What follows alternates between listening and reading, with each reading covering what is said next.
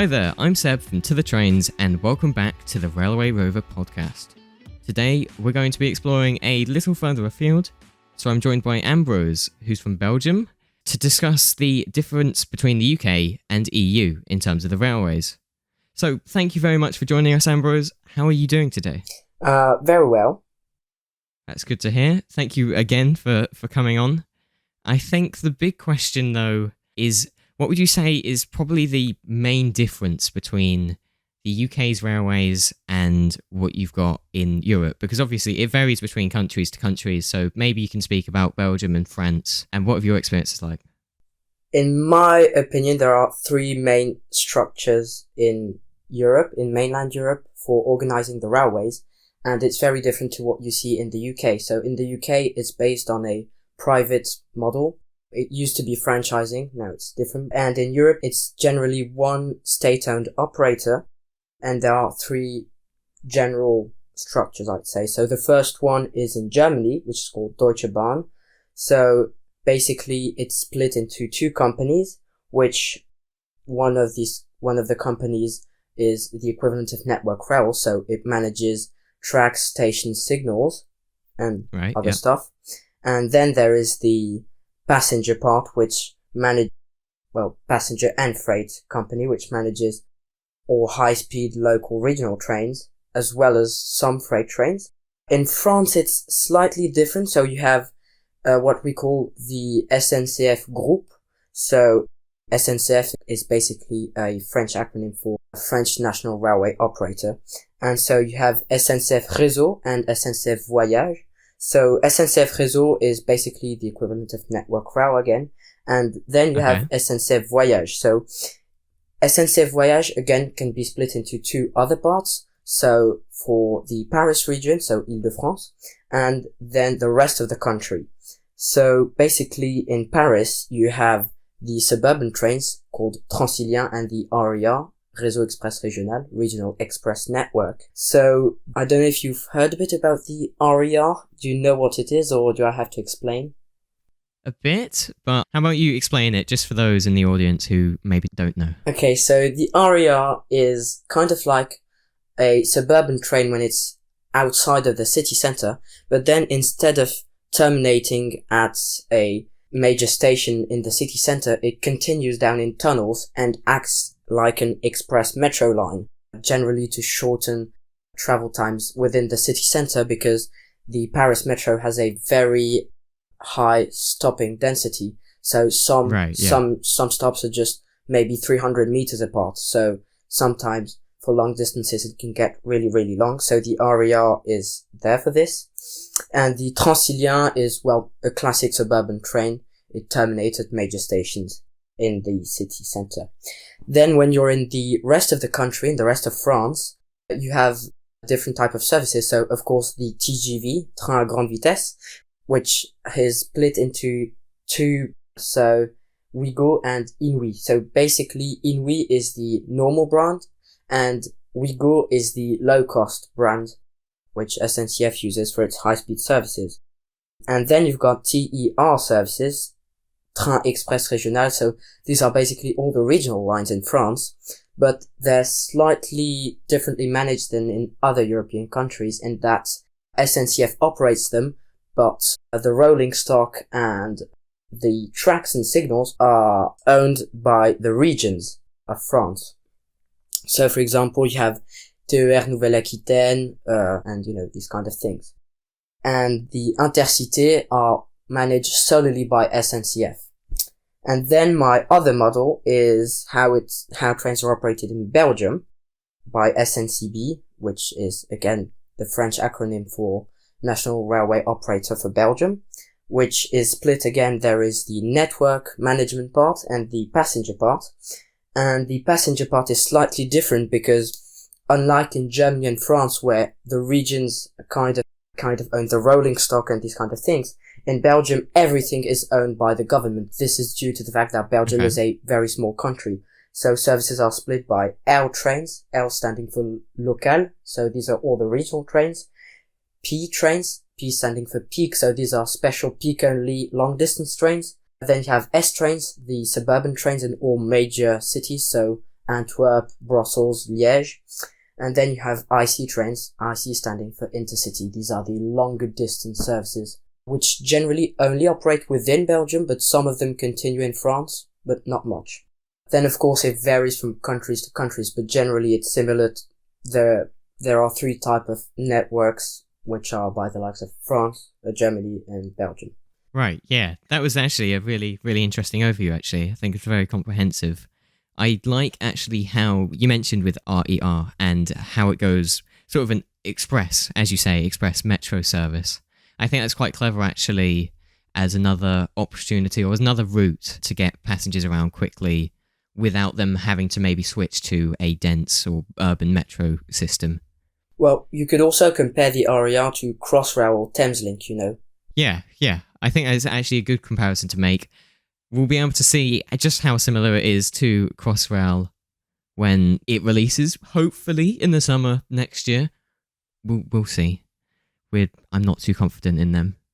Thameslink, yeah, I would say that Thameslink, yeah, I think that's actually a good comparison and one we can see in operation right now as it goes through the city of London, but it goes all the way north to Peterborough, I think, and as far south as Brighton.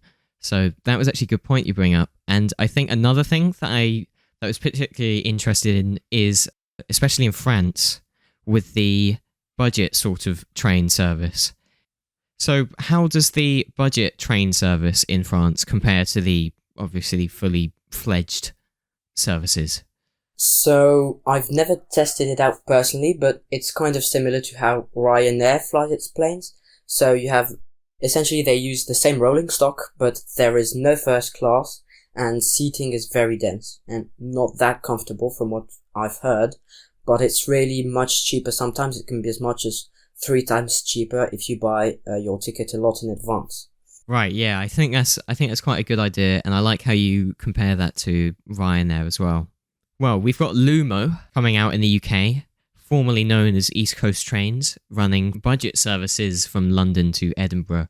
So we'll see how that goes and just how that sort of compares to France's budget services and see if it's actually worth it or if it's worth the upgrade to a LNER service, for example. Also, talking about how France launched its own low-cost high-speed train operator due to the fact that the European Union wants European members to open up their railways. SNCF decided to launch another low-cost high-speed train brand, but this time in Spain.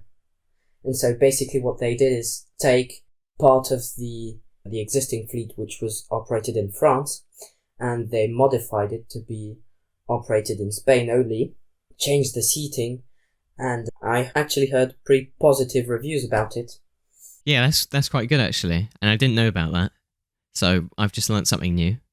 I suppose another difference with the UK also is that there isn't as much as a focus as mainland Europe on high-speed rail, and that's for a variety of reasons, but obviously we've got HS2 and HS1, but there's less of these high-speed route and links that are above 125 miles an hour.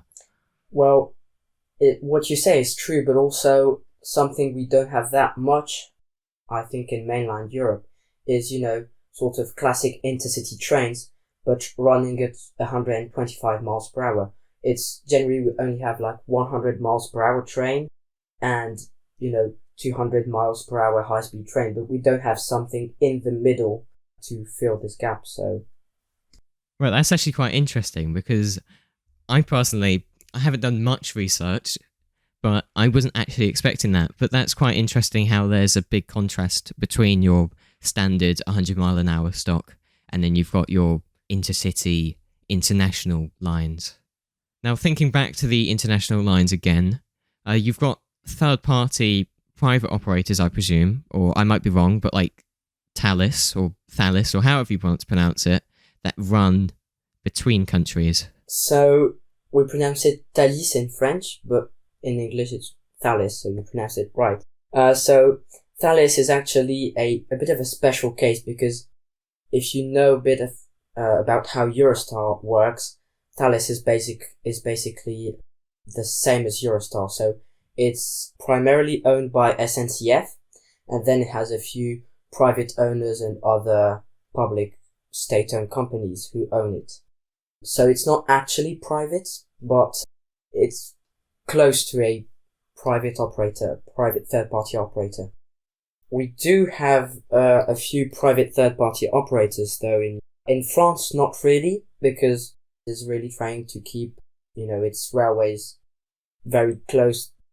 France likes going international, but they don't like international third-party companies coming into France, which I think is a bit of a shame, because it does limit, your variety and your choice, because that means ticket prices will rise a lot sometimes. Yeah, it's quite interesting actually as well, how again, having these third party, maybe not necessarily private, but close to it, that creates a bit of competition, and again, you might see more routes, or at least more services.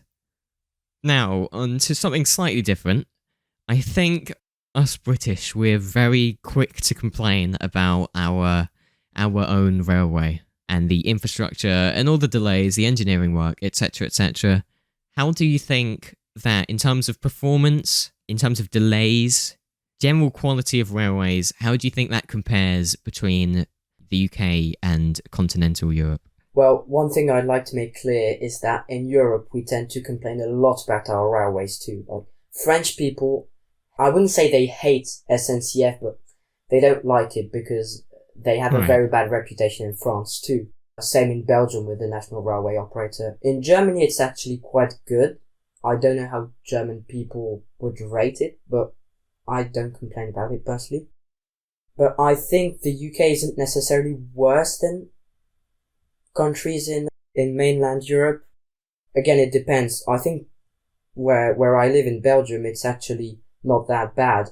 Now, recently there have been a lot of engineering works, flooding, so it's been quite bad in terms of reliability, because I commute on trains regularly 2 times a week. So when there are delays, it's quite annoying, because I'm in a boarding school, so when I come back home, I don't like being in a train that's delayed, or, not having my train because it's cancelled.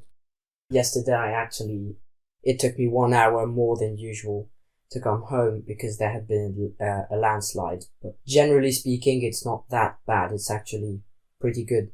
So the UK railways isn't worse, but it's not any better. It's standard, I'd say. Yeah, I think that's a good way of putting it. Obviously, when you're living in the country, you're utilising them.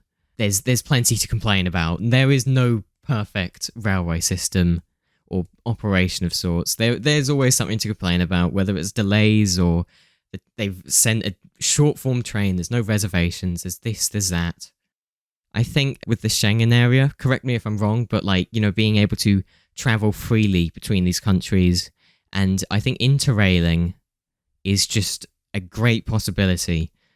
It's something that I really want to try out when I'm older. Travel between various European countries with this coordinated interrail system that lets you travel all across Europe. And I think the Schengen area and all the various regulations and freedoms, I think that really benefits the railway, and it gives us a lot of opportunities. And that's not really something we can see in the UK, because obviously we're on an island, and then we've got to go through border control. If we want to go on the Eurostar, then you've got all that. You're going into a separate country or area. So I think just having the freedom to be able to move between countries so freely really benefits the railways and the passengers that use them, really.